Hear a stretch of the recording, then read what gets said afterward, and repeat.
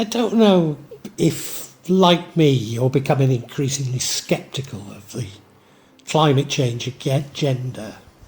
Watching world leaders descend on Glasgow during a health crisis in their private jets to discuss reducing carbon footprints alarmed me. Like the health crisis, it was clear that they knew something that had not been shared with the common man, or how else could their hypocrisy be explained?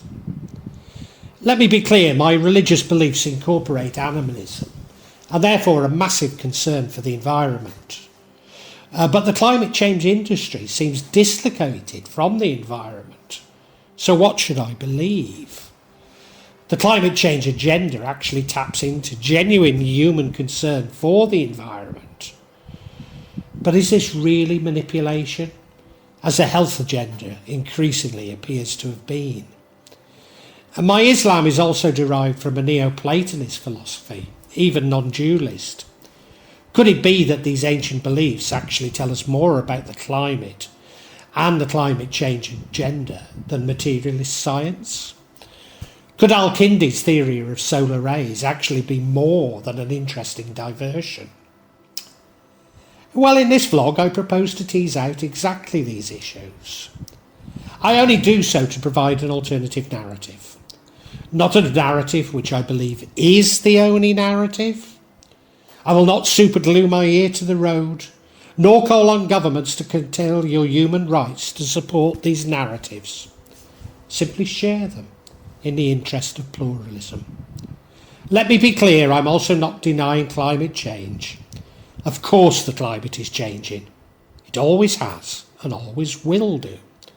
Nor am I denying that man's actions can impact on the environment, but the degree to which they could do so in self-regulating systems. I simply question the assumptions that climate change, in climate change models, which despite the massive resources thrown at them, are still alarmingly inaccurate. After all, it's now over 30 years since the first Rio Earth Summit, and little has been achieved. Scepticism appears to be growing, while advocates are becoming increasingly tribal and confrontational, and governments authoritarian. As ever, the rich are getting richer, and the poor poorer.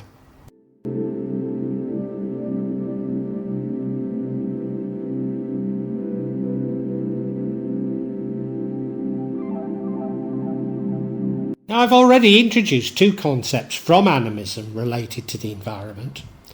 Firstly, that of self-regulating systems. Secondly, that man is a part of these systems, but only a part. To understand these, we need to go back to the core beliefs of animism. These are that everything has a consciousness or soul, including what we are told are inanimate objects, but also the systems themselves, the climate, the sun, the universe. Implied in this is that from the micro to the macro, everything is connected, that a rock is a part of an ecosystem, which impacts and is impacted by the environment, which impacts and is impacted by the universe. Thus, each of these seemingly independent systems are all connected to a whole. Yes, we're all connected in subtle ways. The universe seeks balance across everything within it. For every action there is a reaction. Is it equal and opposite? Well, broadly speaking, yes. But rarely does it occur when humans anticipate it, as time is a human construct and has hardly no meaning to anything else within the universe. In another context, you might call this karma, but to an animist it's simply balance. Thus, when man exploits nature and the environment, there is a price to pay. All too often, when man becomes consumed with greed and desire to control, nature seems to remind us of our insignificance by bringing natural disasters to us. But here is the important point. We are insignificant. If man wants to destroy himself through nuclear Armageddon, the universe doesn't care and will eventually rebuild itself. Thus, yes, man's exploitation of nature and the environment can affect the climate, but at a micro level, such as urban heat islands. But is this the same as climate change? Certainly not. Is it not a supreme arrogance that man is creating climate change? That man is so important that he's capable of creating such a change in complex systems? Of course climate changes. It's a dynamic self-regulating system. The climate is in a constant state of change. We are currently emerging from the early modern ice age, or little ice age, or maybe even little ice ages, when canals and rivers in the UK and the Netherlands were frequently frozen, deeply enough to support ice skating and winter festivals. The first Thames Frost Fair was in 1608, and the last in 1814. Of course, an ice age is a major trend, and within it there will be further cycles, and cycles within cycles. But that's all they are, cycles. Cycles that are normal within self-regulating system. One such microcycle was the 1815 eruption of Tambora in West Nusa Tenggara, Indonesia. It blanketed the atmosphere with ash, and the following year came to be known as the year without a summer, when frost and snow were reported in June and July in both in New England and Northern Europe, indirectly giving birth to Mary Shelley's Frankenstein. But this little ice age followed the medieval war period. In around 985, the Vikings founded settlements near the southern tip of Greenland. In the colony's early stages, they kept cattle, sheep and goats, with around a quarter of their diet from seafood. After the climate became colder and stormier around 1250, their diet steadily shifted to ocean sources. But around 1300, seal hunting provided over 3/4 of their food.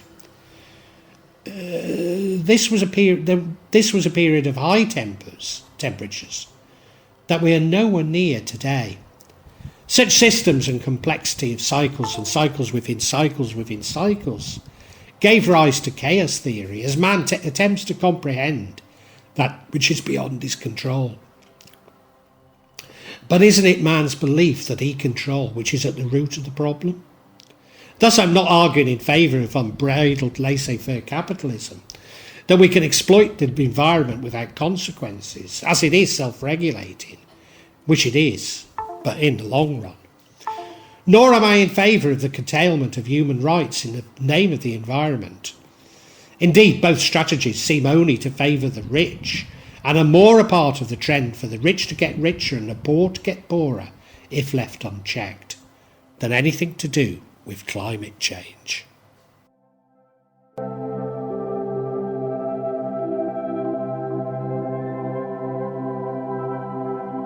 What does Neoplatonism add to the animistic interpretation? Well, Neoplatonists have a concept of the one with Islamic Neoplatonists equate to Allah, that the universe is an animation of the one. This doesn't contradict animism. After all, there has to be a creator. But modern man has associated the consciousness of animism with gods, claiming it to be polytheistic, when rarely is this a part of animistic belief. Like animists, Neoplatonists believe the universe or world to have a soul, but some would disagree that it's all of one's creation, that all of one's creation has a soul. So far, so good. Nothing from Neoplatonism would suggest that we should refine our views on climate change from the insights of animism. But where Neoplatonism gets interesting is in the arrangement of the cosmos, with the world below the moon and the remaining cosmos above it. This means that the world is dominated by the temporal, but the remaining cosmos is not. To a degree, this only explains the animist view that time is a human construct. But Neoplatonists go much further. Man's preoccupation with time and space mean that his very beliefs are a mirror image of the truth. Indeed, that this preoccupation with essentially ephemeral leads man to act in ways that some would call evil, certainly not in accordance with Allah's plans for us. For me, this suggests that we need to question the climate change agenda and asks whose interest it serves. As I've indicated, it seems to reward those who are already rich and punish those who are poor. I could take this further. Climate change is a massive industry. Many companies and people depend on the agenda for their very existence. Just focusing on academia, any research supporting the agenda is likely to be funded, and that which doesn't, isn't. But like during the health crisis, alternative perspectives have been ruthlessly suppressed. As I mentioned in my introduction, the expensive climate change models seem to be particularly inaccurate. Whilst I'm no climate expert, I do have expertise in statistical modelling, and it suggests to me that while they may have identified a variable, it is not an important variable in driving climate change. In other words, CO2 may impact climate, but it's highly unlikely to be the main driver of climate change. In assessing internal variability, it might be more appropriate to use long integrations of coupled ocean atmosphere global climate models. Indeed, ocean temperatures are remarkably less volatile over time than those reported on land, often including the effect of urban warming. They have the advantage that the external forcing is known to be zero, but the disadvantage that they might not fully reflect reality. But the entire industry and many careers are dependent on CO2 driving climate change.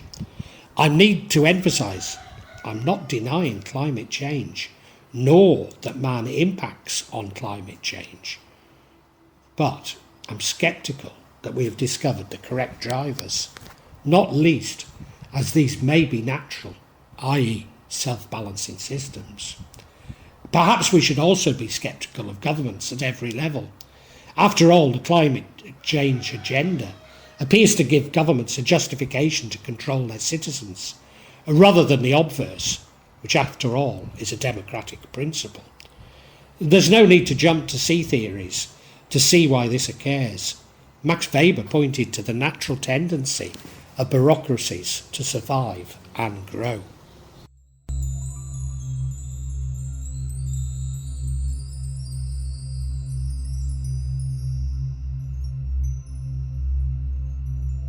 From his Neoplatonism comes Al-Kindi's theory of stellar rays, a theory that I concluded was an interesting diversion until I began to think about climate change. He argues that the planets exercise their influence in straight lines. He suggests that every star, which includes every planet within the Ptolemaic cosmos, and indeed planets, are called stars, in space is unique. Each is formed from a particular composition of elements in varying proportions, with a particular position in the fabric of the cosmos. Al-Kindi proceeds to explain that each star emits rays that are also unique, and these rays are manipulated by movements of the celestial bodies and their ever-changing positions and proximities to each other. Al-Kindi implies a macrocosm-microcosm cosmology derived from Hermes Trismegistus's as above so below. Thus the transient nature of the world is in fact a weaker impression of the ever-changing nature of the heavens, or cosmos. Could it be that the cosmos influences the climate and therefore climate change? Orbital forcing from cycles in the Earth's orbit around the Sun has for the past 2,000 years caused a long-term northern hemisphere cooling trend. Solar activity, including any disturbances on the Sun, such as sunspots and solar flares, associated with the variable magnetic field of the solar surface and solar atmosphere corona, between intervals 1400 to 1550 and 1645 to 1715, there were very low recorded levels of solar activity, and they are both within the Little Ice Age. Could a slowing of thermohaline circulation was proposed as an explanation for the Little Ice Age? The circulation would have been interrupted by the introduction of large amounts of fresh water into the North Atlantic and might have been caused by a period of warming before the Little Ice Age that is known as the medieval warm period.